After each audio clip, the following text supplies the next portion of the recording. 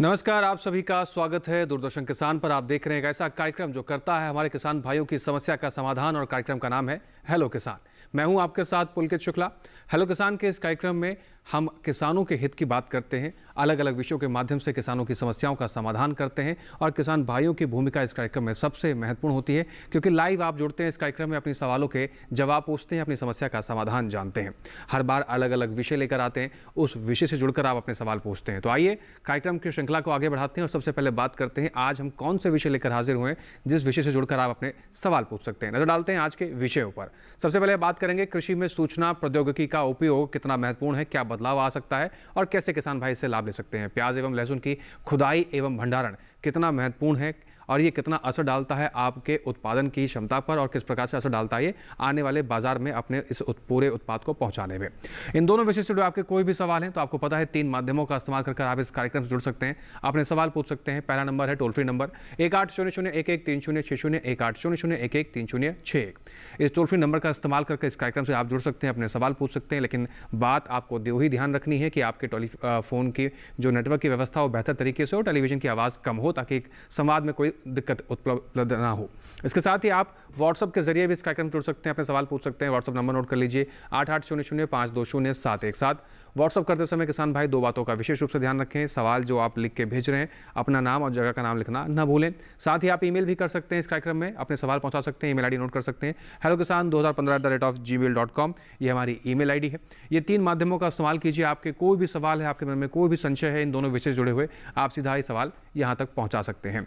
अब वक्त हो गया उन लोगों से मिलने का जो इस कार्यक्रम में करते हैं आपकी समस्या का समाधान और हमारे कार्यक्रम की आन बान शान है। तो आइए मिलते हैं सबसे पहले डॉक्टर विजय भागवत महाजन जी का। सर, आपका बहुत स्वागत है।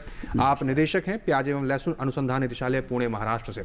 इसके साथ ही हमारे दूसरे खास मेहमान हैं डॉक्टर मनोज चौधरी। सर, आपका भी बहुत स्वागत है। आप राष्ट्रीय समेकित नाशजीवी प्रबंधन संस्थान नई दिल्ली से, आपका भी इस कार्यक्रम में स्वागत है।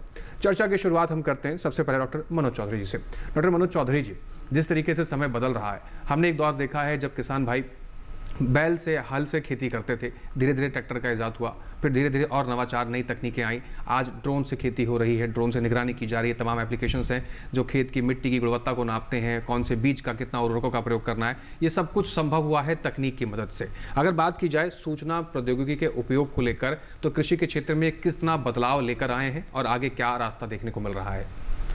नमस्कार किसान साथियों, ये जो हमारा जमाना चेंज हो रहा है पिछले 10 सालों में, जिस हिसाब से सूचना में क्रांति आई है। कुछ समय पहले हम ट्रैक्टर का इस्तेमाल करते थे, अब वही चीज़ आज हम ड्रोन के साथ कर रहे हैं। चाहे फसल में छिड़काव का काम हो या खेतों में सिंचाई का काम हो। जैसे जैसे टाइम आगे जा रहा है, हम सूचना प्रौद्योगिकी का इस्तेमाल ज़्यादा से ज़्यादा कर रहे हैं। और जैसे ही हमारे साथ मोबाइल जुड़ गया है और पिछले कुछ समय से जो AI और मशीन लर्निंग के जो काम हुए हैं, उससे हमारी समस्याओं को समाधान करने में और उन समस्याओं को समझने में बहुत ही आसानी हो गई है। तो भारत सरकार के कृषि और कृषि कल्याण मंत्रालय ने बहुत सारी स्कीमें उसके लॉन्च कर रखी है। उनकी मदद से हम ये जान पाते हैं कि हमारे खेत में आज के दिन क्या हो रहा है। अगर हो रहा है तो हम उसका कैसे इस्तेमाल कर सकते हैं, कैसे सूचना प्रौद्योगिकी के माध्यम से हम ज़्यादा से ज़्यादा आमदनी कर सकते हैं। क्योंकि जो हमारा क्षेत्र है वो सीमित है, बट उस क्षेत्र से हम कितनी ज़्यादा आमदनी ले सकते हैं, उस आमदनी के लिए हमारे को सूचना प्रौद्योगिकी का इस्तेमाल करना है।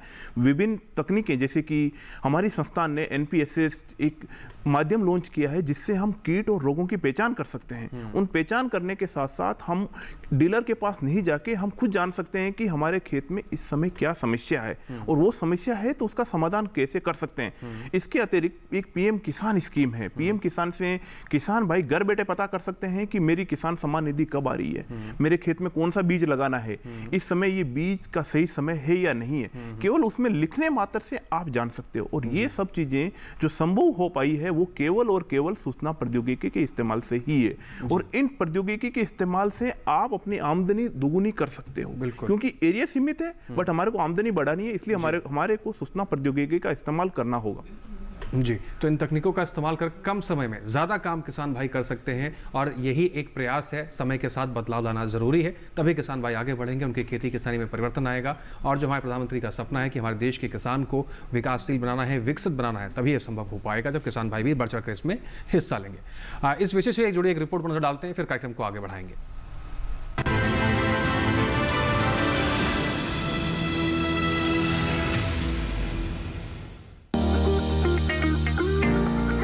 कृषि में सूचना प्रौद्योगिकी का खास महत्व है। ये न केवल कृषि उत्पादन और उत्पादकता में सुधार लाती है, बल्कि सटीक जानकारियां उपलब्ध कराकर हमारे किसान भाइयों की आय को दोगुना करने में भी मददगार है। सूचना प्रौद्योगिकी किसानों को मौसम पूर्वानुमान की जानकारी देकर आने वाले समय में खेती से संबंधित निर्णय लेने में भी काफी मदद करता है, जिससे किसान भाई अपनी फसल को सुरक्षित करने में सफल होते हैं और किसी भी प्रकार के नुकसान से बच जाते हैं। साथ ही नई नई तकनीकों की जानकारी भी किसानों को मिल पाती है, जिसे अपनाकर किसान अपनी खेती को और मजबूती प्रदान कर रहे हैं। सूचना प्रौद्योगिकी की मदद से किसानों को बाजार की भी जानकारी प्राप्त हो जाती है। इतना ही नहीं, बदलते दौर में मोबाइल ऐप और ऑनलाइन मार्केटिंग किसानों को अपने उत्पादों को सीधे उपभोक्ताओं को बेचना और ज्यादा दाम दिलाने में भी मदद करता है। ड्रोन और सैटेलाइट इमेजिंग का उपयोग करके फसलों की निगरानी भी संभव हो गई है, जिसके इस्तेमाल से संभावित समस्याओं का पता लगाया जा सकता है। फसल रोग की जानकारी और डेटा का उपयोग करके किसान सटीक खेती कर सकते हैं, जिससे उत्पादन में बढ़ोतरी हो सकती है। सूचना प्रौद्योगिकी का उपयोग करके किसान भाई खाद्य उत्पादन में भी सुधार कर सकते हैं, जिससे खाद्य सुरक्षा में सुधार होता है।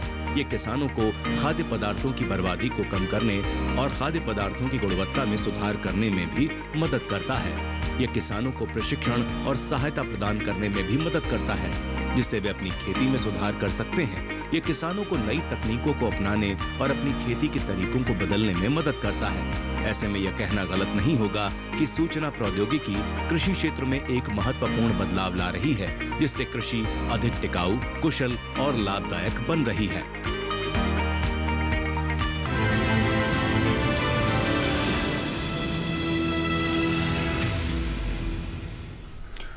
तो इस रिपोर्ट में हमने समझने की कोशिश की कि कैसे ये जो सूचना प्रौद्योगिकी है कृषि के क्षेत्र में बदलाव ला रहा है और आगे क्या क्या इसमें संभावना है। चर्चा को आगे बढ़ाते हैं, अपने दूसरे विषय की तरफ रुख करते हैं और इस विषय को जानने के लिए डॉक्टर महाजन जी का रुख करते हैं। डॉक्टर महाजन जी, जिस तरीके से हम बात कर रहे हैं प्याज एवं लहसुन की खुदाई और भंडारण बहुत महत्वपूर्ण विषय है। बिल्कुल, बहुत से ऐसे किसान हैं जिनकी आजीविका इस क्षेत्र से भी जुड़ी हुई है। अगर हम बात करें सबसे पहले खुदाई को लेकर, खुदाई करने की सबसे उचित, सबसे सही विधि क्या है?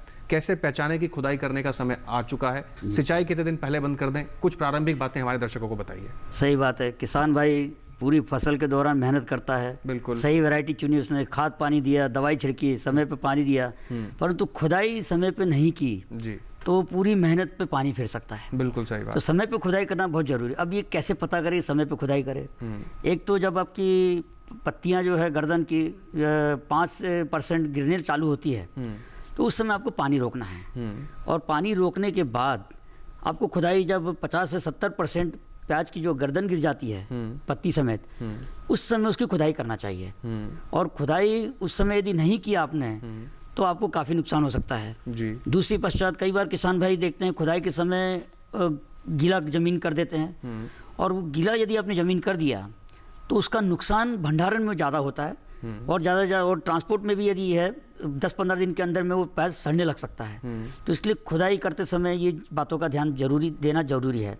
और खुदाई करने के पहले जैसे 5% पत्तियां गिर जाती है तो इसमें आप कार्बेंडाजिम 2% यानी 2 ग्राम प्रति लीटर पानी के हिसाब से स्टिकर मिलाकर छिड़काव करेंगे तो भंडारण में जो लगने वाला बीमारियां आती है उससे आप निजात पा सकते हैं। तो इसलिए समय पे खुदाई करना प्याज में बहुत महत्वपूर्ण है जी। और यही अगर लहसुन की बात की जाए तो क्या लहसुन में भी यही प्रक्रिया अपनानी होती है? लहसुन में भी, लहसुन 2 प्रकार के होते हैं। किसी लहसुन में तो पत्तियां गर्दन की गिर जाती हैं, लेकिन किसी लहसुन में उसकी गर्दन गिरती नहीं है। तो जिन लहसुन की गर्दन गिरती है उसमें भी 50-60% जब गर्दन गिरने लगती है तो उसको जब पत्ती हरी रहे तो भी उसी समय उसको उखाड़ लेना है, और खेत में ही जुड़े बना देना है उसकी, और बेड़ी बनाकर खेत में उसको 3-4 दिन सूखने देना है।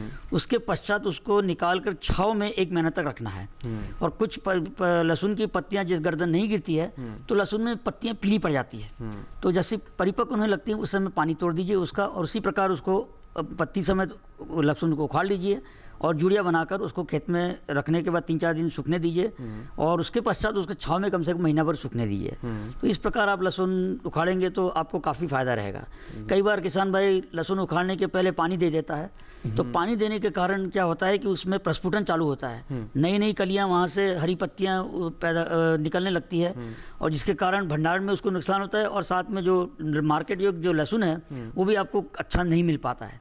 तो इसलिए लहसुन और प्याज जो है समय पर पानी रोकना और उसकी खुदाई करना ये बहुत महत्वपूर्ण है। जी, तो प्रारंभिक तौर पर जो बातें डॉक्टर महाजन जी ने बताई हैं, किसान भाई ध्यान रखें, तभी आप अच्छा उत्पादन ले पाएंगे। और भंडारण करने की क्या प्रक्रिया है इसको भी समझेंगे डॉक्टर महाजन जी से, लेकिन उससे पहले इस विषय से जुड़ी हुई एक रिपोर्ट पर आइए नजर डाल लेते हैं।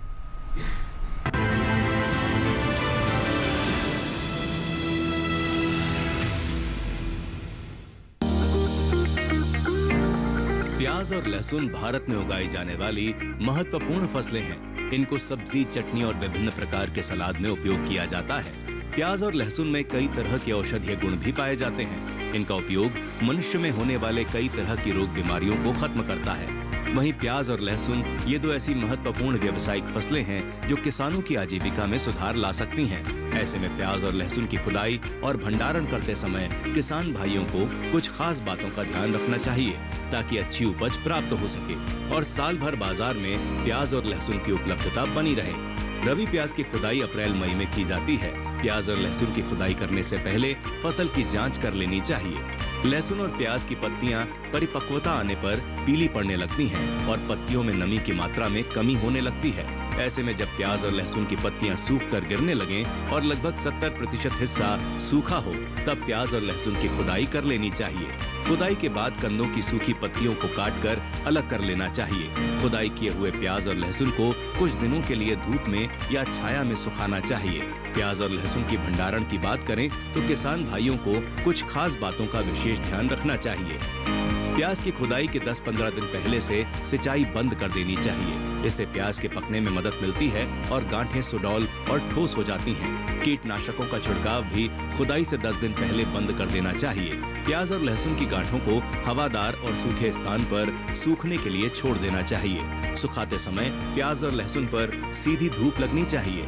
साथ ही भंडारण गृह में साफ सफाई का भी ख्याल रखें और समय समय पर प्याज और लहसुन की गांठों को हाथों से पलटते रहना चाहिए। सूखे मौसम में 15 से 20 दिन के अंदर गांठें सूख जाती हैं और उनका छिलका कड़ा हो जाता है। इसके बाद प्याज और लहसुन को हवादार बोरों में भरकर बाजार भेज दिया जाता है। सुरक्षित भंडारण करके भी किसान भाई प्याज और लहसुन की पैदावार से अपनी आमदनी बढ़ा सकते हैं।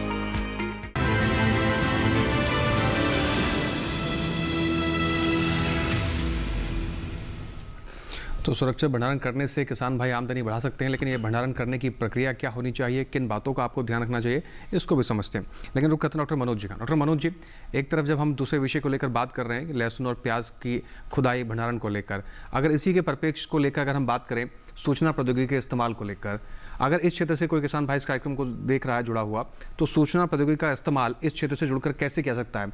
यानी कि लहसुन और प्याज की खेती के अंदर ये सूचना प्रौद्योगिकी का जो तकनीक है, किस प्रकार से किसान भाई की मदद कर सकती है, क्या क्या इस्तेमाल कर सकता है? जैसा कि आप जानते हो कि लहसुन और प्याज दोनों ही जितनी जल्दी पक जाए उसके बाद मार्केट में ले जानी पड़ती है और उसके भंडारण एक निश्चित समय तक ही कर सकते हैं। उसके बाद धीरे धीरे उसकी क्वालिटी है वो कम होती जाती है। तो इसके लिए सरकार ने राष्ट्रीय कृषि मार्केट प्रणाली एक है जिसे ई नेम के नाम से हम लोग जानते हैं, जिसमें इस समय देश की लगभग 1500 मंडियां उसमें सम्मिलित हैं और देश के लगभग 1.25 लाख किसान उसके अंदर रजिस्टर्ड हैं। और उसके साथ साथ पिछले साल की अगर मैं बात करूं तो लगभग अब तक 4 लाख करोड़ का वहां पे व्यापार हो गया है। और वो केवल आपको ये नहीं बताता है कि केवल मंडी में आज की रेट क्या है, वो इसके साथ साथ वो आपको ये भी बताता है कि आने वाले टाइम में इसकी रेट कितनी ज्यादा हो सकती है। ये तो बात हुई कि जब आप भंडारण कर रहे हो उस टाइम, और उसके बाद आपको कब बेचना है, कब उसकी रेट अच्छी होगी, ये कृत्रिम बोधिता और एआई के इस्तेमाल से वो आपको साथ साथ सलाह देता है कि इस समय आपकी जो उसकी प्याज और लहसुन की रेट है वो ज़्यादा हो सकती है। और किसान भाई उससे लगातार जुड़े रहें और अलग अलग मंडियों के जो भाव चल रहे हैं उनका ध्यान रखें कि किस जगह ज़्यादा भाव है। और आने वाले साल में अगर 1 साल तक भी वो कई बार बताते हैं कि अभी अंतर्राष्ट्रीय मार्केट में ये स्थिति है तो ये हो सकता है, तो उसको किसान भाई अपने ध्यान में रखें कि मेरे को इस समय फसल लगानी है और लगाने के बाद भंडारण करने के बाद इस समय मेरे को मार्केट में बेचनी है ताकि मेरे को अच्छी उपज की मूल्य मिल सके। इसके अलावा एक और जो आईसीटी का प्रयोग करके, कृषि प्रौद्योगिकी का उपयोग करके जो चीजें हैं जो सरकार उसको विकसित कर रही है वो है उपज। उसमें आप ये पता कर सकते हो कि देश के कौन से एरिया में कौन सी फसल का इस्तेमाल ज्यादा हो रहा है और कहाँ पे उपज ज्यादा हो रही है। जैसे कि आप अगर महाराष्ट्र में हो मगर आपको लग रहा है कि दिल्ली की मंडी में भाव ज्यादा है, उसके द्वारा पता करके तो आप दिल्ली की मंडी में भी घर बैठे बैठे आप अपनी जो उपज है उसको बेच सकते हो, चाहे लहसुन हो चाहे प्याज हो, और उसकी जो व्यापारी हैं वो देख सकते हैं कि आपकी क्वालिटी क्या है, और ई नैम के माध्यम से आप उसकी लेब की रिपोर्ट भी एक्सेस कर सकते हो, और जहां अच्छी क्वालिटी हुई व्यापारी आपको उतने ही ज्यादा दाम देंगे और आपका जो मुनाफा है वो उतना ही ज्यादा होगा। जी, तो ई नैम एक ऐसा समाधान है सरकार द्वारा किया गया जिसके जरिए किसान भाई देश भर की मंडियों का हाल जान सकते हैं, किसी भी कृषि जिन्स का हाल जान सकते हैं, और लगातार इस कार्यक्रम के माध्यम से हम इसके बारे में आपको जानकारी भी देते रहते हैं। फिलहाल एक दर्शक है, उनका रुख कर लेते हैं। नंदस्वरूप मिश्रा, बाराबंकी, उत्तर प्रदेश से। नंदस्वरूप जी, आपका स्वागत है, सवाल पूछिए। हेलो जी नंदस्वरूप जी, सवाल पूछिए। हाँ सर, मैं जानना चाहता हूँ कि लोग पुराने जमाने में कहते थे कि सब्जी की जान लहसुन प्याज जो पैदा करता है किसान, तो ऐसी दशा में जो लहसुन प्याज हमारा है इसका भंडारण करने के लिए इसका जो डंठल लगा होता है तो उसको हमें काट देना चाहिए कि डंठल सहित हमें भंडारण करना चाहिए, जिससे अधिक समय तक हम भंडारण कर सके, जो अच्छा रहता है तब उसको हम बेच सकें। जी, आपका बहुत महत्वपूर्ण सवाल है नंदस्वरूप मिश्रा जी। डॉक्टर महाजन जी का रुख करते हैं। डॉक्टर महाजन जी, डंठल सहित ये भंडारित करें अपने लहसुन प्याज को या डंठल को काट दें, उचित क्या तरीका है? देखिए, कम यदि मात्रा में आपके एरिया लगा हुआ है तो आप डंठल समेत यदि रखेंगे तो ज़्यादा अच्छा टिका सकते हैं, परंतु जहाँ ज़्यादा मात्रा में एरिया है, उत्पादन ज़्यादा है, एरिया कवरेज ज़्यादा है, तो फिर डंठल में रखना बड़ा मुश्किल है।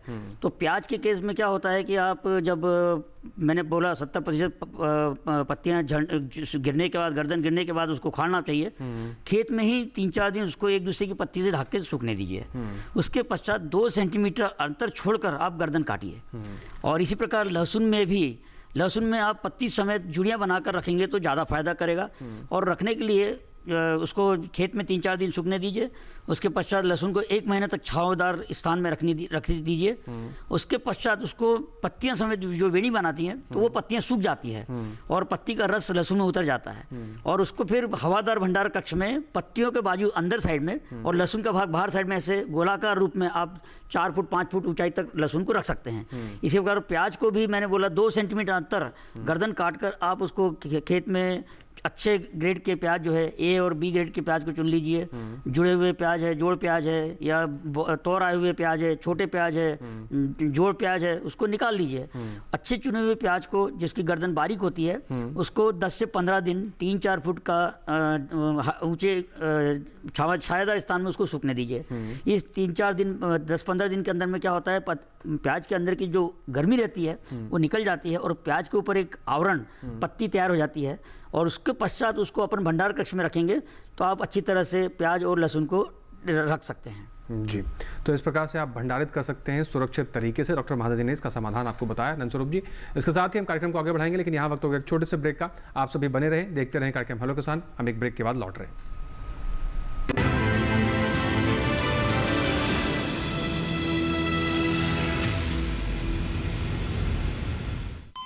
अरे सुन तो। मुझे क्या सुनाना चाहते हो? जो सुनाओ मेरी सौतन को। किसको? अरे वही तुम्हारा मोबाइल फोन जिससे सुबह शाम दिन रात चिपके रहते थे और कहते थे किसान कॉल सेंटर से बातें हो रही हैं। अच्छा ये बात है। हाँ, क्यों, क्या हुआ? अब बात नहीं होती क्या? अब तो झट से बात हो जाती है। ऐसा क्या?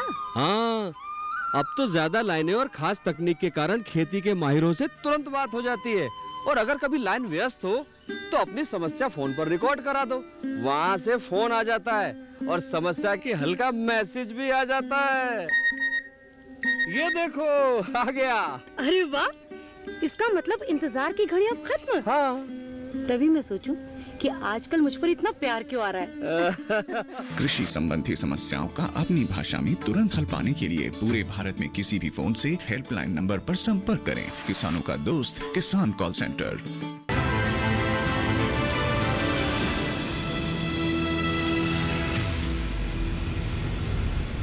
ब्रेक के बाद एक बार फिर से आप सभी का स्वागत। आप देख रहे हैं अपना पसंदीदा कार्यक्रम हेलो किसान। आपके सवालों को लगातार हम इस कार्यक्रम में शामिल कर रहे हैं। इसी के साथ एक दर्शक हैं, राकेश हैं, शिमला हिमाचल प्रदेश से। राकेश जी, आपका स्वागत है, सवाल पूछिए। हेलो जी राकेश जी, सवाल पूछिए। मेरा एक दो सवाल है कि पहला सवाल तो ये है कि हम लहसुन प्याज को गमले में लगा सकते हैं, और दूसरा सवाल ये, अगर लहसुन और प्याज की जो है पत्तियां अगर सड़ जाती है या सूख जाती है तो उसमें हम कौन सा हम छिड़काव कर सकते हैं? अपना पहला सवाल दोहराइए राकेश जी। ये लहसुन प्याज जो है गमलों में लगा सकते हैं या जी चीजों को? जी राकेश जी, आपके सवाल को शामिल करते हैं, जवाब सुनिए। डॉक्टर महाजन जी, 2 सवाल दर्शक के हमारे शिमला से इस दर्शक हैं, इनका जानने का है कि गमले में क्या हम लहसुन प्याज लगा सकते हैं, और दूसरा है कि पत्तियां सड़ जाती हैं कई बार हम देखते हैं, उसका क्या समाधान करें? देखिए, लहसुन और प्याज गमले में लगा तो सकते हैं, परंतु फायदे कारक नहीं रहने वाला है। क्योंकि जैसे टमाटर हो गया, बैंगन हो गया, या बेल वाली फसल हो गई, जिसमें एक बार लगाने के बाद उसमें बहुत सारी फ्रूटिंग आती है समय समय पर, तो वो फायदे कारक रहेगा। लेकिन लहसुन और प्याज एक बार आप लगा दिए, उसको निकाल लिए, तो उसके बाद आपको उपज ज़्यादा नहीं मिलती है। तो लगाने के लिए तो कोई हरकत नहीं है, परंतु उसका फ़ायदा आपको अधिक नहीं मिलेगा।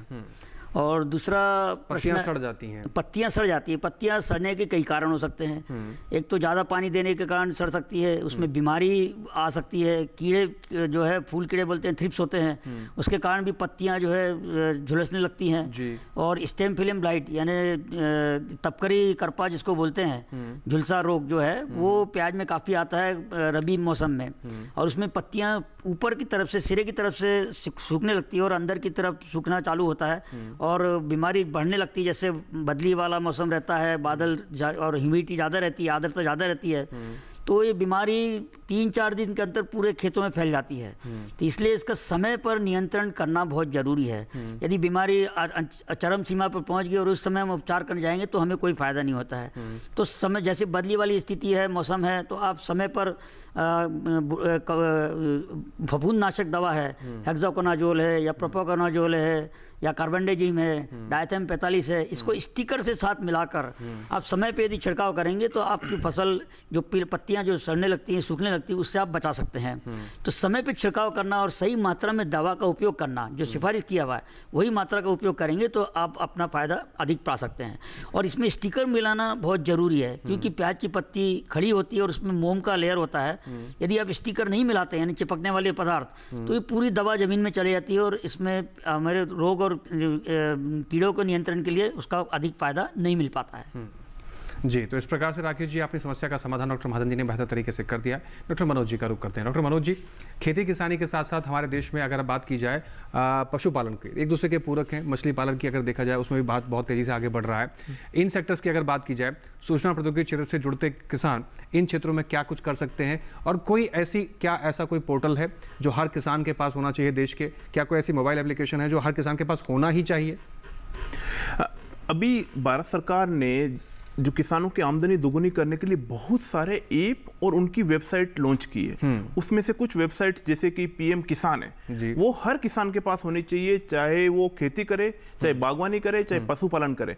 उससे आप ये पता कर सकते हो कि मेरे आने वाले टाइम में खेत में मेरे को करना क्या चाहिए, मैं आमदनी कैसे बढ़ा सकता हूँ, सरकार की विभिन्न परियोजनाएं क्या है, उनका मैं फायदा कैसे ले सकता हूँ, कैसे मैं जल संरक्षण कर सकता हूं। उस ऐप में ये सब सुविधा है।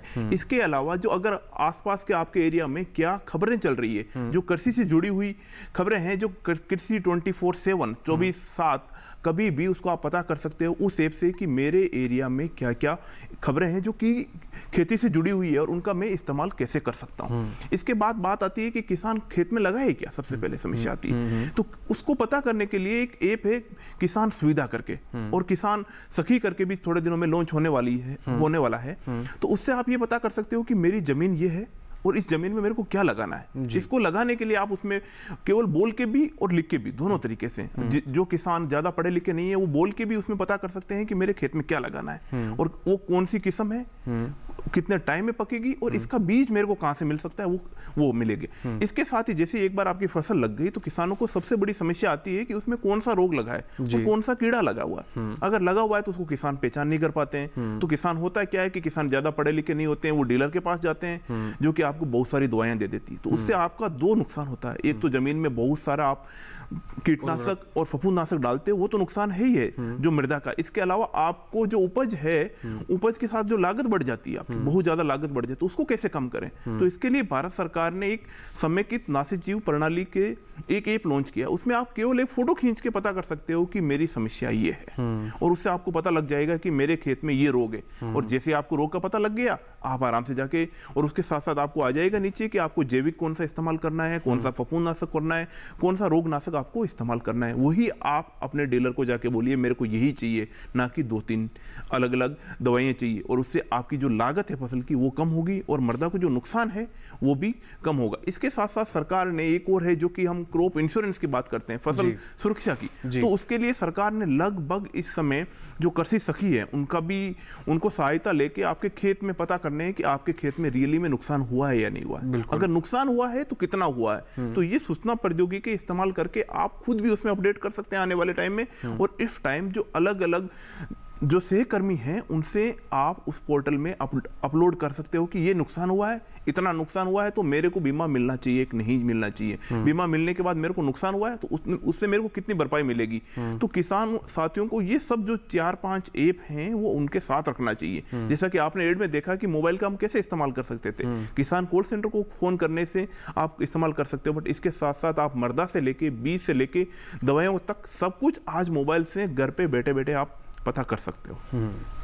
तो सरकार ने सभी समस्याओं का समाधान आपके लिए आपके मोबाइल में दे रखा है, फसल लगाने से लेकर फसल को बाजार तक पहुंचाने तक, और फसल को बेचने तक की सुविधा आपको सूचना प्रौद्योगिकी के माध्यम से मिल रही है। चर्चा को आगे बढ़ाते हैं, डॉक्टर महाजन जी का रुख करते हैं। डॉक्टर महाजन जी, अगर कुछ दर्शक हमारे व्हाट्सएप के जरिए हमें सवाल भेज रहे हैं, उनका भी रुख कर लेते हैं। एक दर्शक है, उनका सवाल है,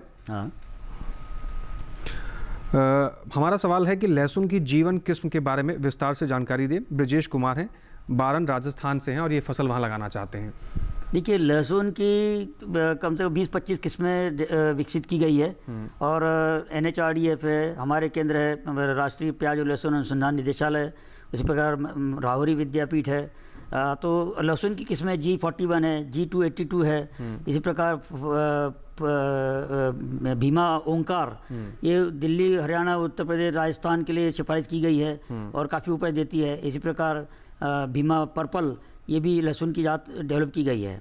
तो इस प्रकार की, और करनाल में भी NHRDF का जो सेंटर है वो लहसुन के बीजों का भी मल्टीप्लाई करता है, तो आप करनाल से भी बीज उपलब्ध करा सकते हैं, या हमारे केंद्र से राजगुरुनगर प्याज और लहसुन अनुसंधान निदेशालय से भीमा ओंकार ये की किस्म का भी बीज आप किसान भाई ले सकते हैं। जी, एक दर्शक हैं MM नारंग हैं, उनका भी सवाल हमें व्हाट्सएप के माध्यम से प्राप्त हुआ है।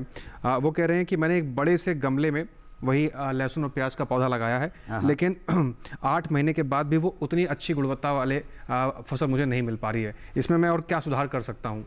देखिए, एक तो गमले में लगाना फायदे कारक नहीं रह सकता है प्याज और लहसुन, और दूसरी बात, प्याज की फसल बोले तो 4.5 महीने की प्याज की फसल है, और लहसुन की फसल 5.5 महीने की सामान्यतः है जो मैदानी भागों में है। तो यदि गमले में लगाना भी है तो हमको 1 फुट गहराई का गमला कम से कम चाहिए, और उसमें मट्टी नरम होनी जरूरी है। बलुई मट्टी हो, दोमट मट्टी, बलुई दोमट मट्टी ज़्यादा फायदे कारक है। उसमें आपको जैविक खाद का भी उसमें उपयोग करना जरूरी है, क्योंकि और ज़मीन यदि गमले की मट्टी कड़क हो जाएगी तो आपको प्याज का विकास या लहसुन का विकास उसमें अच्छी तरह से नहीं हो पाएगा। तो इसलिए आपकी उसमें मट्टी बहुत महत्वपूर्ण है। खाद का, जो गोबर की सड़ी हुई खाद का उपयोग करना बहुत ज़रूरी है, तो ही उसमें आप, और सही किस्म का चयन करना भी ज़रूरी है। कई बार लॉन्गडे प्रकार की प्याज और लहसुन होती है, चाइनीज़ लहसुन जो बोलते हैं, बड़ी पाकड़ी वाला, तो हिमाचल प्रदेश में काफ़ी होता है, उसको लगाएंगे तो पत्तियाँ ज़्यादा बढ़ती है, उसमें नीचे कांदा लहसुन बनता ही नहीं है। तो चयन वैरायटी का ऐसा करना चाहिए कि जो हमारे मैदानी भाग में हम उसको लगा सकते हैं, और इसमें नीचे प्याज या लहसुन बन सकता है। तो वैरायटी का चयन बहुत महत्वपूर्ण होता है। जी, तो वैरायटी का चयन भी बहुत महत्वपूर्ण है, और यही तय करता है कि आपकी आने वाली फसल कैसी होगी। डॉक्टर मनोज जी का रुख करते हैं। डॉक्टर मनोज जी, जिस तरीके से हम तकनीकी युग में बहुत तेज़ी से आगे बढ़ रहे हैं, नई नई चीज़ें ईजाद हो रही हैं, तमाम आपने एप्लीकेशंस बताई, तमाम ऐसे पोर्टल्स बताए जिस पर किसान भाई इस्तेमाल कर सकते हैं, लेकिन एक तरफ इन पोर्टल्स का, इन तकनीकों का इस्तेमाल करते के साथ साथ एक तरफ एक ऐसा पोर्शन भी है जहाँ पर हम देखते हैं कि डाटा लीक होने का खतरा बना रहता है, या आजकल हम देखते हैं बहुत आम हो गया है कि अकाउंट हैक हो जाता है, पैसे गायब हो जाते हैं। एक तरफ हमारे किसान भाई बहुत भोले होते हैं, हर चीज़ को सही तरीके से समझ भी नहीं पाते, परख नहीं पाते कि हमें क्या करना है। मोबाइल एप्लीकेशन अपलोड करते समय या इस्तेमाल करते समय कई बार OTP भी आता है। तो ऐसी स्थिति में किसान भाई कैसे परखें कि हम सही जगह हैं और सही चीज़ का इस्तेमाल कर रहे हैं, और जो किसान भाई अत्यधिक पढ़े लिखे नहीं हैं उनके लिए एक चुनौती भी है कि किस तरीके से इन एप्लीकेशन का इस्तेमाल किया जाए। तो क्या इन सभी चीज़ों को समझते हुए हमारे संस्थान क्या इस चीज़ की ट्रेनिंग कराते हैं कि आपको एप्लीकेशन का कैसे इस्तेमाल करना है, कैसे रजिस्ट्रेशन करना है, और अगर किसान भाई कभी इस तरह की चीज़ में फंस जाते हैं तो उनके लिए क्या समाधान है? आपने बहुत ही महत्वपूर्ण जो बात रखी, जो आए दिन केवल किसान ही नहीं आम आदमी भी इस समस्या से सामना कर रहा है। तो इसके लिए 2-3 जो बहुत ही महत्वपूर्ण सावधानियां हैं वो किसानों को बरतनी चाहिए। पहले उन किसानों के लिए जो थोड़े से पढ़े लिखे हैं, मतलब 5वीं क्लास एटलीस्ट पढ़े हुए हैं, उनके लिए कि जब भी आप कोई भी मोबाइल से ऐप डाउनलोड करो तो आप उसमें देखो कि इसको बनाने वाला कौन है। जैसे आप उसके देखो कि ऐप के नीचे लिखा होता है कि किसने बनाया है। जैसे कि मैंने आपको नाम बताया कि पीएम किसान, तो उसके नीचे लिखा आएगा भारतीय कृषि और कृषि कल्याण मंत्रालय। अगर इसके अलावा कुछ भी आए तो आपको वो ऐप अपने यहाँ डाउनलोड नहीं करना है, चाहे कुछ भी हो जाए। दूसरी सावधानी, जैसे ही आप ऐप डाउनलोड कर रहे हो उसमें अपने अकाउंट की कोई भी जानकारी साझा नहीं करें। हमारे यहाँ कोई भी जानकारी है वो हम ना तो किसानों से मांगते हैं, ना ये अपेक्षा करते हैं कि किसान उसको दे। और कई बार जो ऐप होते हैं जो कि भारत सरकार से या भारत सरकार की जो संस्थाएं हैं उनके अलावा बाकी से भी बनाए हुए होते हैं, बट वहां जब आपको ओटीपी आता है तो केवल मोबाइल नंबर दें, उसके बाद अगर आपको बैंक खाता पूछें तो उस ऐप को आप डाउनलोड नहीं करें, कतई भी उसको डाउनलोड नहीं करें, चाहे कुछ भी हो जाए। और बात रही इसके प्रशिक्षण की, तो हमारी संस्थान है जो नासीजीवी प्रबंधन संस्थान है, और इसके अलावा पूरे भारत में जो कृषि मंत्रालय के और हर राज्य सरकार के डिफरेंट मंत्रालय हैं वो किसानों को ट्रेनिंग देते हैं। हम भी थोड़े दिन पहले ट्रेनिंग देके आए थे किसानों को, कैसे ऐप डाउनलोड करें, उसका इस्तेमाल कैसे करें। तो वहाँ ट्रेनिंग में जाएं और सीखें कि कैसे इन ऐप को डाउनलोड कर लें। फिर भी ये सावधानियां किसान बरतते हैं, मैं समझता हूँ कि सब लोग किसान साथी बरतते हैं। और जिन किसान को कम पढ़े लिखे हैं उनको ये जानकारी लेनी है तो बहुत ज़्यादातर जो ऐप ये हैं इस समय हिंदी में आ चुके हैं। पर्टिकुलरली जो भारत सरकार के कृषि और कृषि कल्याण मंत्रालय के ऐप है, सब के सब केवल हिंदी में ही नहीं, जो क्षेत्रीय भाषाएं हैं उसमें भी वो ट्रांसलेट कर दिए गए। अगर ये सब सावधानियां बरतने के बाद भी गलती हो जाए कि किसानों को मोबाइल नंबर नहीं देने चाहिए, मोबाइल नंबर देके अकाउंट नंबर नहीं देने चाहिए, तो उसकी तुरंत खबर अपनी बैंक को करें। बैंक का एक निश्चित समय का इंश्योरेंस होता है उस खाते से कि कितना अमाउंट चला जाए।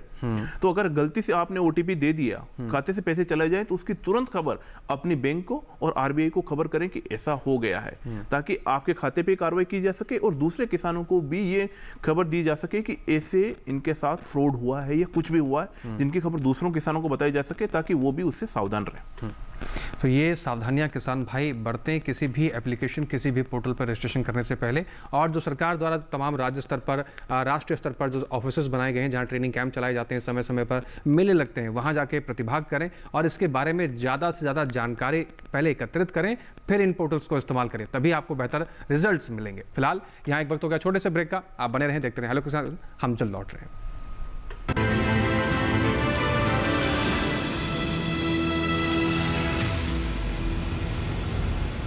डीडी किसान ने कर ली है तैयारी, यहाँ मिलेगी पशुपालन की हर एक जानकारी, घर आंगन से लेकर व्यवसायिक फार्म तक, मुर्गी पालन से लेकर रेगिस्तान के जहाज तक। बीमारियों से पशुपालक बिल्कुल ना हो परेशान, विशेषज्ञ करेंगे आपकी समस्या का समाधान। देखिए अपना पशु चिकित्सक हर रविवार शाम 6:30 बजे दूरदर्शन किसान पर।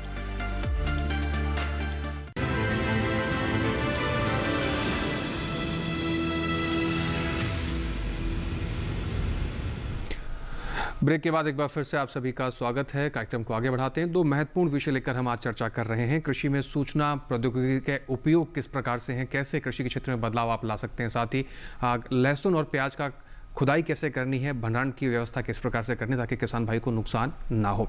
डॉक्टर महाजन जी का रुख करते हैं। डॉक्टर महाजन जी, अब बात करते हैं भंडारण के रचना को बनाने के लिए, जो भंडारण करने की जो जगह है उसको बनाते हुए किसान भाई किस बात का ध्यान रखें, वहाँ की आर्द्रता कैसी होनी चाहिए, हवादार होना चाहिए, ज़मीन से ऊपर होना चाहिए, क्या क्या बेसिक बातें हैं जो उस प्रिंसिपल के तौर पर काम करती हैं? बिल्कुल, देखिए उत्पादन आप कितना भी कर लीजिए और रबी का प्याज जो है भंडारण करके ही किसान भाई बेचे तो फायदेमंद रहने वाला है, क्योंकि भारत में 70% जो प्याज की खेती होती है वो रबी के मौसम में होती है जी, और 20% खरीफ में और लगभग 20% लेट खरीफ में, 25 खरीफ में होती है। तो 70% जो उत्पादन है रबी में मई जून महीने में आता है और उस समय मार्केट में गलट होता है, बहुत ज़्यादा प्याज की आवक होती है।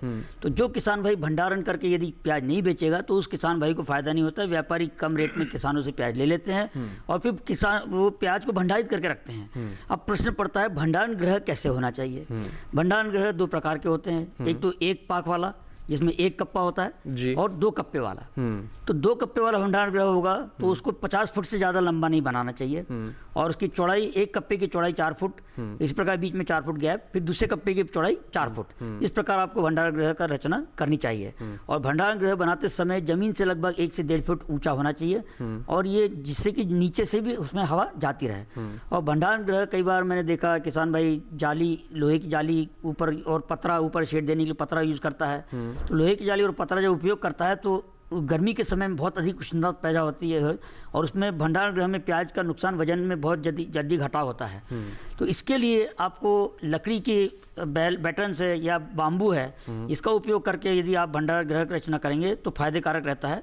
और ऊपर जो है पतरे के बजाय आप एस्बेस्टस शीट लगाए या कवेलू जो होती है वो लगाए तो काफ़ी फायदे कारक रहेगा। यदि किसान भाई ने पतरा यदि लगा भी दिया है तो गर्मी के समय में ऊपर आपको सूखी घास का आच्छादन करना जरूरी है। अब भंडारण गृह जो है 1 पाकी चाल यानी 1 कप्पे वाली चाल है तो ये भी आप ज़मीन से 1 से 1.5 फुट ऊंचा बनाइए। लेकिन ये दोनों भंडारण गृह का बनाने का डायरेक्शन ये बहुत महत्वपूर्ण है। 2 पाकी चाल यानी 2 कप्पे वाली चाल जो है भंडारण गृह बनाना हो तो उसको हवा की दिशा में बनाना जरूरी है। यदि आपने 2 कप्पे वाली चाल को हवा के दिशा के विपरीत बना दिया तो 1 कप्पे को तो हवा लगने वाली है, दूसरे साइड वाले कप्पे को हवा नहीं लगेगी। तो इस बात का ध्यान रखना पड़ेगा। और 50 फुट से ज़्यादा आपने लंबी चाल बना दी तो वो पीछे वाले कप्पे में जो प्याज रहेगा उसको हवा नहीं लगेगी। इसके विपरीत 1 कप्पे वाली चाल जो बनी है जिसमें 1 खाना होता है तो उसका हवा के दिशा के विपरीत बनाना है, तो जिससे कि आपको पूरे चाल में प्याज में हवा एक तरीके की खेलते रहती है। इसको यदि हमने हवा के दिशा में बना दिया तो सामने वाले प्याज को हवा मिलती है और पीछे वाले कप्पे में जो प्याज रखा रहता है उसको हवा नहीं मिलती है। तो इस प्रकार आपको ख्याल रखना जरूरी है। और प्याज का जो छत है वो कम से कम 2-2.5 फुट आगे निकलना होना जरूरी है, जैसे कि बारिश वगैरह जो आती है तो बारिश की बौछार अंदर प्याज में भंडारण गृह तक न पहुंच पाए। और प्याज भरते समय आप जमीन से 4 या 5 फुट यानी जो कप्पे के अंदर में 5 फुट से ज़्यादा प्याज न रखें। 5 फुट से ज़्यादा प्याज रखने के कारण क्या होता है कि उसमें ऊपर के प्याज का दबाव नीचे प्याज पड़ने लगता है और नीचे की प्याज में सड़े होने की समस्या बढ़ सकती है। और एक बार प्याज सड़ने लग जाए तो फिर पूरे चाल में वो सड़ने की मात्रा बढ़ जाती है। और ये कप्पे जो है अलग अलग कप्पे 4 बाय 5 फुट के कप्पे बनाकर यदि आप प्याज रखेंगे तो फायदे से काफ़ी फायदेकारक रहता है। क्योंकि मान लो किसी कप्पे में प्याज सड़ने लग रहा है तो आप उस पूरे चाल को खाली करने की जरूरत नहीं है, उतने से कप्पे को खाली कर लीजिए, सड़े हुए प्याज को निकाल लीजिए और फिर उसको वापस से भर दीजिए। तो इस प्रकार आप जो चाल बनाएंगे तो आपको काफ़ी फायदा होगा। जी, तो भंडारण गृह किस प्रकार से होना चाहिए, किस प्रकार के सिद्धांत काम करते हैं, डॉक्टर महाजन जी ने बेहतर तरीके से समझाया। डॉक्टर मनोज जी का रुख करते हैं। डॉक्टर मनोज जी, जिस तरीके से हमारे देश के अंदर हमने देखा है कि कई किसान भाई मशीनी उपकरण नहीं अफोर्ड कर सकते, इसलिए सरकार ने कस्टम फाइनिंग सेंटर का इजाद किया। वही अगर भंडारण क्षेत्र की बात करें, केवल अनाजों की भंडारण की बात ना की जाए, प्याज या लहसुन की बात की जाए, तो क्या भंडारण क्षेत्र में भी कुछ ऐसा सिस्टम बना हुआ है कि किसान भाई उसको हायर करके कुछ दिनों के लिए अपना जो भी अनाज है या जो भी फसल है उसको भंडारित कर सकते हैं? और इसके लिए भी क्या कोई एप्लीकेशन, कोई पोर्टल है जहाँ से जानकारी मिल सकती है? हाँ, इसके लिए सरकार ने जो राष्ट्रीय कृषि बाजार प्रणाली है उसके में अंतर्गत ये प्रबंधन किया है कि देश में कहाँ कहाँ बड़े भंडार गृह हैं, उनकी सूची उसके ऊपर उपलब्ध है। उस सूची का किसान इस्तेमाल करके पता कर सकता है कि मेरे आसपास के एरिया में कहाँ पे भंडारण गृह है जहाँ मैं भंडारण कर सकता हूँ। उस सूची में आपको ये भी वहाँ पे सुविधा है कि कौन सी फसल वहाँ पे आप स्टोर कर सकते हो और स्टोर करने के बाद उसकी कितनी आपको उसमें खर्चा करना पड़ेगा। और इसके साथ साथ आपने एक बार स्टोर कर ली, बट उसके साथ उसके बाद ई नेम से आपको ये खबर मिल जाएगी कि इस समय रेट अच्छी आने वाली है, 6 महीने बाद अच्छी उसकी रेट आने वाली है, तो उस टाइम आप उसको बेच सकते हो। इसके साथ साथ उस फसल का जब आपको अच्छी आमदनी आई तो आपको ई नेम से ये मैसेज भी आजकल आ जाता है कि ये रेट अच्छी आने वाली है या आपके एरिया में ये नई खबर आने वाली है जहां आप उसका भंडारण कर सकते हो और भंडारण करने के बाद उसको आप बाजार में ले जाकर उसको बेच सकते हो। तो भंडारण करने की अगर किसान भाई को किसी को समस्या है तो इस तरीके से बाजार की जानकारी भी आपके लिए सरकार द्वारा इस पोर्टल्स के द्वारा माध्यम से उपलब्ध कराई जाती है। डॉक्टर महाजन जी का रुख करते हैं। डॉक्टर महाजन जी, भंडारण करने की बातें जब आप बता रहे तो आपने जिक्र किया वजन, ये भी बहुत महत्वपूर्ण है। हाँ। जब अगर हम लहसुन या प्याज को पैक कर रहे हैं तो सबसे पहले तो ये बताइए कि एक कट्टे का वजन कितना होना चाहिए। कई बार ऐसा भी होता है किसान भाई ठूस ठूस के उसमें भर देते हैं, ओवरलोड हो जाता है, तो क्या उस वजन से भी उस फसल को नुकसान पहुंचता है? बिल्कुल। देखिए, वैसे तो जो मैंने चाल बताई है उसमें आप खुले में यदि प्याज रखे कट्टे में भरने के बजाय तो ज़्यादा अच्छा फायदे कारक है, क्योंकि कट्टे में यदि भरना भी आपको तो 40-40 किलो के कट्टे में आप प्याज भर के रख सकते हैं। तो और इसमें बोरी वगैरह, आजकल पहले बोरियां यूज़ करते थे जूट की, लेकिन उसमें नुकसान क्या होता है कि एक बार प्याज सड़ने लग जाए तो वो बोरी भी सड़ जाती है और उसको बोरी को आप पुनः उपयोग में नहीं ला सकते हैं। तो आजकल नायलॉन की बोरियां आने लग गई है, उस बोरी में आप प्याज भर के रख सकते हैं और यदि प्याज सड़ जाती है तो नायलॉन सड़ना नहीं सड़ता है और उसमें आप उस बोरियों को पुनः पानी से धो के और भूसीनाशक से, फफूंदनाशक से धोकर उसको वापस से पुनः उसको उपयोग कर सकते हैं। तो लगभग 40 किलो की बोरियां में भर के आप रख सकते हैं। इसके अलावा आप क्रेट में भी प्याज को भर के रख सकते हैं। तो और जो मैंने कप्पे बताया, यदि 4 बाई 5 फुट के यदि कप्पों में आप खाली सिर्फ डायरेक्ट प्याज भी भर के रख दिया तो आपको काफ़ी फायदे कारक रहेगा। जी डॉक्टर महाजन जी, कई बार हम देखते हैं किसान भाई आजकल जो पेपर बैग हैं इसमें भी स्टोरेज करने की शुरू कर चुके हैं, तो क्या पेपर बैग भी सुरक्षित है? नहीं, पेपर बैग छोटे मात्रा में जब प्याज रख सकते हैं तो वो सब सुरक्षित है, परंतु ज़्यादा मात्रा में, क्योंकि प्याज बल्कि आइटम है, काफ़ी बड़ी मात्रा में उसका उत्पादन होता है और रखरखाव करना पड़ता है, तो पेपर में उतना लाभदायक नहीं होगा और आपको काफ़ी मेहनत लगेगी। और प्याज मान लो इसमें कहीं प्रस्फुटन हो गया या सड़न हो गई तो पेपर को भी सड़ा सकता है, तो इसलिए पेपर में रखना उतना फायदे कारक नहीं रहेगा। जी, डॉक्टर मनोज जी का रुख करते हैं। डॉक्टर मनोज जी, साथ ही आप बात करते हैं मशीनी उपकरण को लेकर, कृषि यंत्रों को लेकर। किसान भाई कृषि यंत्र को खरीदना चाहते हैं, इसकी जानकारी कहाँ से ले? मार्केट में सरकार द्वारा क्या इसमें सब्सिडीज हैं, इसकी क्या व्यवस्था है? और जैसे मैंने पहले जिक्र किया कस्टम हायरिंग सेंटर को लेकर, कोई अगर नहीं अफोर्ड कर सकता तो कस्टम हायरिंग सेंटर में कैसे एनरोल करे, कैसे जानकारी मिले कि कस्टम हायरिंग सेंटर में वो उपकरण अवेलेबल है और कितने समय तक के लिए वो ले सकता है? ये सारी जानकारी क्या हम ऑनलाइन भी ले सकते हैं या किसी सूचना प्रौद्योगिकी के माध्यम से ले सकते हैं? जो मशीनें हैं जितने भी, उनकी सबकी जानकारी आप ऑनलाइन उपलब्ध है। इसके लिए एक किसान सुविधा ऐप है, जो उस किसान सुविधा ऐप में आप पता कर सकते हो कि किस समय कौन सा उपकरण किस जगह पे अवेलेबल है। और उसमें आपको मैप के माध्यम से आपके एरिया में ये बताया जाएगा कि ये यहाँ पे आपका कस्टम हायरिंग सेंटर है, यहाँ पे ये मशीन इस समय उपलब्ध है।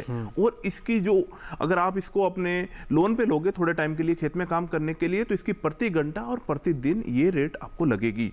और इसको आप कितने दिन तक ले सकते हो? अगर आपको उस उपकरण की उस समय ज़्यादा आवश्यकता है और दूसरे किसान भी हैं, तो उसमें आप रजिस्ट्रेशन करके पता कर सकते हो कि मेरा नंबर कब आने वाला है, और उसमें मैसेज से, OTP से आपको खबर मिल जाएगी कि ये मेरा रजिस्ट्रेशन हो गया है। इस रजिस्ट्रेशन के बाद वो आपको ऑटोमेटिकली मैसेज कर देंगे कि आपका इतना नंबर है, इतने टाइम के बाद आपको ये मशीन मिल जाएगी। अगर आपकी वेटिंग नहीं है तो आप तुरंत वहां पे जाइए, अपना रजिस्ट्रेशन करवाइए और वो आप मशीन ले जा सकते हो। और ये सब इंफॉर्मेशन जो आपकी किसान सुविधा ऐप है उसके द्वारा मिल सकती है। इसके अतिरिक्त अभी भारत सरकार ने सबकी काम आसान करने के लिए एक और नया पोर्टल लॉन्च किया है। वो अभी एक वेबसाइट है और आने वाले टाइम में उसके लिए आपको थोड़े दिनों में वो एक मोबाइल ऐप में आ जाएगा। उसमें सरकार की कोशिश क्या है कि जितने भी फसलें हैं कि किस समय कौन से उपकरण की उसको आवश्यकता पड़ेगी, इस उपकरण की आवश्यकता पड़ेगी तो उस समय कितनी उपलब्ध होने चाहिए, तो सरकार उसी अनुसार कस्टम हायरिंग सेंटर पे वो व्यवस्था कर रही है। और इसके साथ साथ आपकी फसल में इस समय आपकी फसल पकने वाली है, ये उपकरण चाहिए, वो सब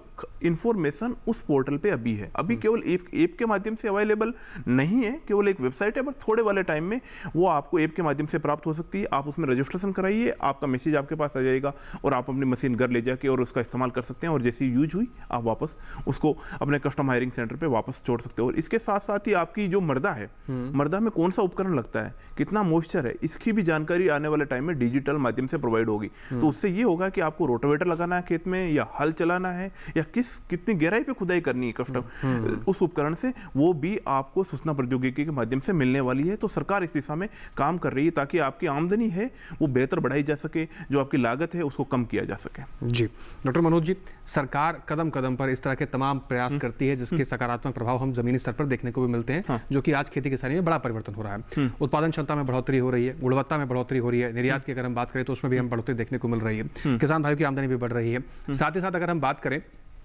जो ये तमाम चीज़ें सरकार चला रही है, इतने सारे ऐप्स हैं, पोर्टल्स हैं, सरकार मेहनत कर रही है इस चीज़ के लिए, क्या आपको लगता है कि सरकार के लिए भी और ये जो कृषि कल्याण मंत्रालय विभाग जो चला रहे हैं, इनके लिए भी एक चुनौतीपूर्ण ये काम हो जाता है? क्योंकि एक साथ इतना सारा ट्रैफिक किसी वेबसाइट पे, किसी पोर्टल पे आता है, तो कहीं ना कहीं उसको मैनेज करना भी एक चुनौतीपूर्ण है। लेकिन हालांकि कदम कदम पर, जैसे बताया, दिन रात लगकर हमारे जो कृषि वैज्ञानिक हैं, आप जैसे लोग हैं, किसान भाइयों की मदद के लिए लगे रहते हैं, तो ये भी एक चुनौती होती है हमारे वैज्ञानिकों के लिए, हमारे टेक्नीशियंस के लिए।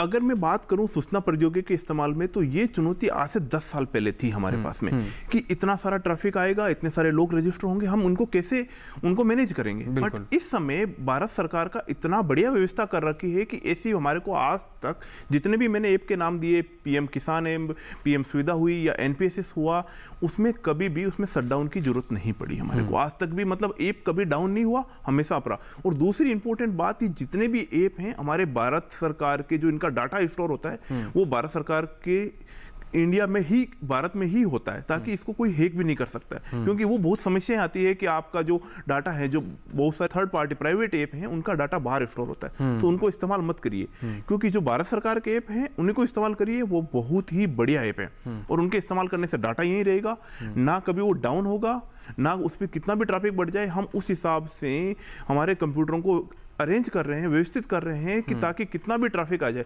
जैसे कि मैं आपको एक उदाहरण के तौर पर दूंगा कि एनपीएसएस, जो कीट और रोगों के प्रबंधन के लिए, उसकी क्षमता एक साथ 3 करोड़ किसान इस्तेमाल कर सकते हैं। तो एक साथ जब 3 करोड़ किसान भी यूज कर सकते हैं, तब तक भी वो ऐप पे कोई फर्क नहीं पड़ेगा। तो उसकी डिजाइनिंग भी हम इस हिसाब से कर रहे हैं कि हर किसान, और मैं चाहता हूं कि हर किसान उसका इस्तेमाल करें, ताकि उसकी आमदनी बढ़ाई जा सके और लागत कम की जा सके। और साथ ही साथ जो मृदा का और आम जीवन पे जो हानिकारक प्रभाव होते हैं कीटनाशी और कवकनाशी, उनसे उनका हानिकारक प्रभाव भी कम हो और आपकी आमदनी बढ़े। और जो शहरी आम आदमी हैं, जो उन चीज़ों का इस्तेमाल करते हैं, उन पे भी इन चीज़ों का प्रभाव कम से कम हो। क्योंकि अगर आप ज़्यादा कीटनाशक और फफूंदनाशक इस्तेमाल करोगे, तो कहीं ना कहीं उसका प्रभाव आएगा ही आएगा।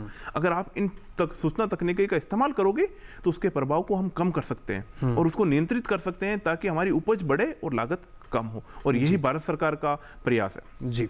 और इस प्रयास में सरकार हमारी सफल भी रहती है, और इसमें पूरा योगदान हमारे किसान भाई भी देते हैं। चर्चा को आगे बढ़ाएंगे, कुछ और खास जानकारियां जानेंगे, लेकिन यहाँ वक्त हो एक और छोटे से ब्रेक का। आप बने रहें, देखते रहें कार्यक्रम हेलो किसान।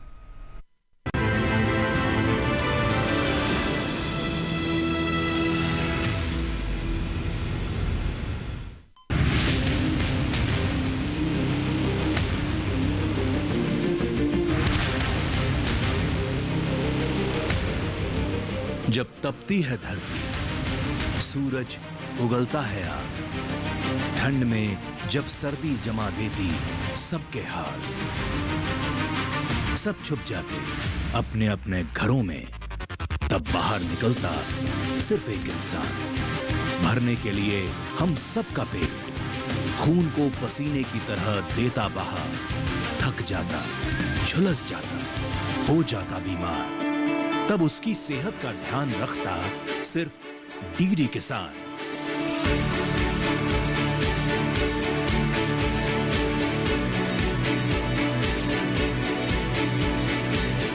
देखिए स्वस्थ किसान शनिवार शाम 6 बजे लाइव, सिर्फ दूरदर्शन किसान चैनल पर।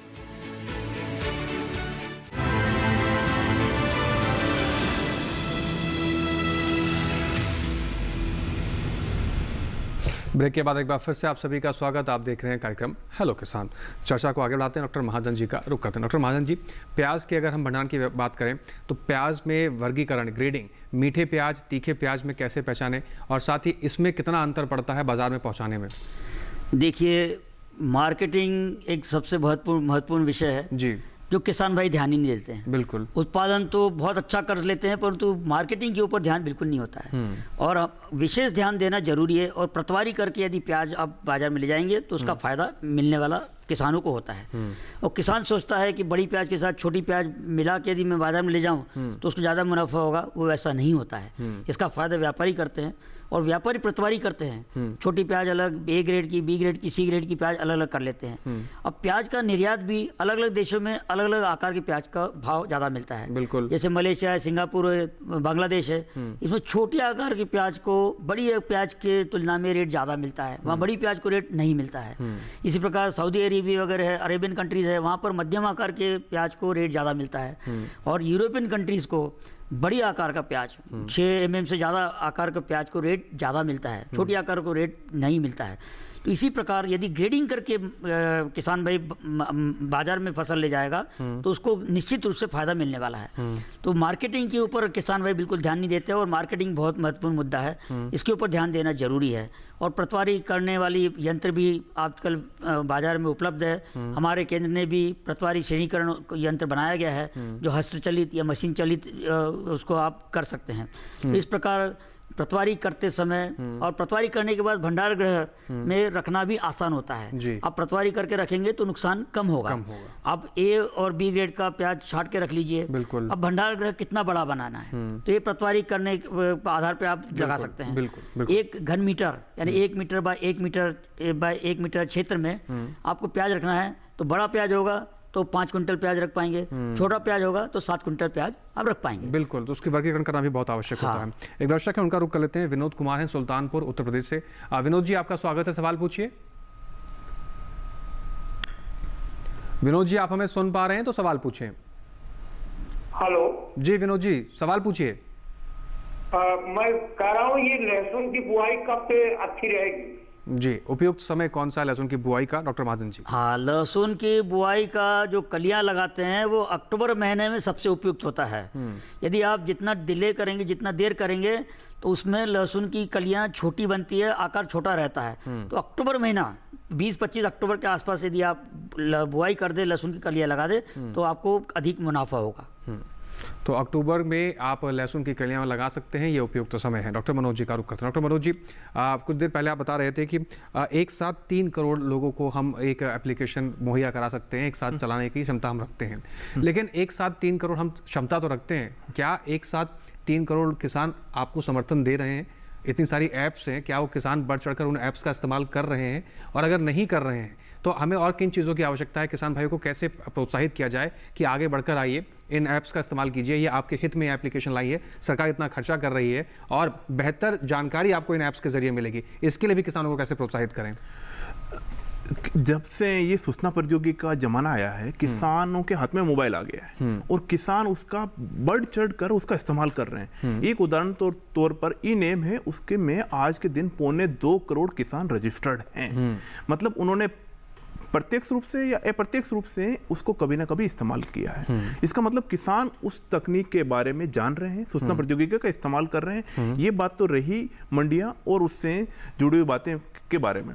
और दूसरा ऐप जैसे पीएम किसान है, पीएम किसान को जो मेरी खबर है उसके अनुसार 1 करोड़ से ज्यादा किसान इस समय इस्तेमाल कर रहे हैं और उससे पता कर रहे हैं कि क्या हो रहा है, कब मेरी जो मेरी अगली किस्त है वो कब आने वाली है, या मेरे को खेत में क्या करना है, बाकी चीजें उससे धीरे धीरे इंटीग्रेटेड हो रही है, उसमें सम्मिलित कर रहे हैं। दूसरी, जैसे कि हमारे संस्थान ने अभी कीटों रोगों के प्रबंधन के लिए ऐप जारी किया है, उसमें लगभग 64 फसलों का आप बिना नाम दिए केवल फोटो से आप पता कर सकते हो और पिछले 6 महीने में उसके लगभग 1 लाख यूजर उसको इस्तेमाल कर चुके हैं। और पूरे भारतवर्ष से अब तक हमारे पास लगभग 3.5 लाख अलग अलग किसानों ने उसका इस्तेमाल किया है। हो सकता है एक किसान ने 1 से ज्यादा बार उसका इस्तेमाल किया। मतलब किसान आपका उसका इस्तेमाल कर रहा है, उन प्रौद्योगिकी का वो समझ रहा है कि कैसे मैं अच्छे से काम कर सकता हूँ, कैसे कर सकता हूँ।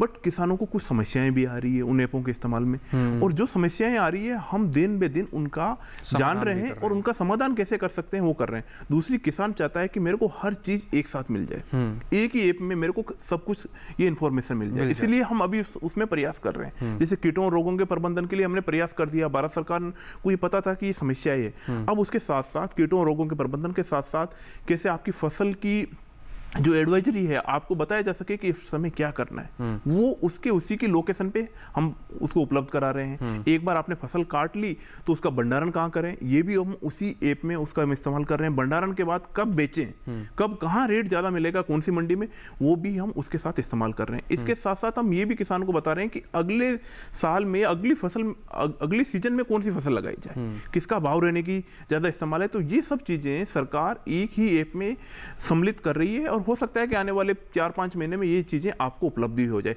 और इस समय जो ये इंफॉर्मेशन है वो वेब पोर्टल के माध्यम से अवेलेबल है और थोड़े वाले टाइम में, आने वाले टाइम में ये चीजें आपको जल्दी ही उपलब्ध हो जाएगी। जी, तो तमाम समस्याओं का एक समाधान है सरकार द्वारा चलाई जा रही सभी नीतियों का और सभी पोर्टल्स का आप सही समय पर सही तरीके से इस्तेमाल करें। और जो सावधानी डॉक्टर मनोज जी ने आपको बताई है कि कैसे आपको सावधान रहना है, असली और नकली में किसी के झांसे में नहीं फंसना है, इसको भी बहुत बारीकी से आपको ध्यान में रखना है। तो किसान भाई, आज के हेलो किसान कार्यक्रम में बस इतना ही। डॉक्टर मनोज चौधरी जी, आपने बहुत महत्वपूर्ण जानकारी हमारे दर्शकों तक पहुंचाई, आपका बहुत शुक्रिया यहाँ आने के लिए और हमारे साथ जुड़ने के लिए।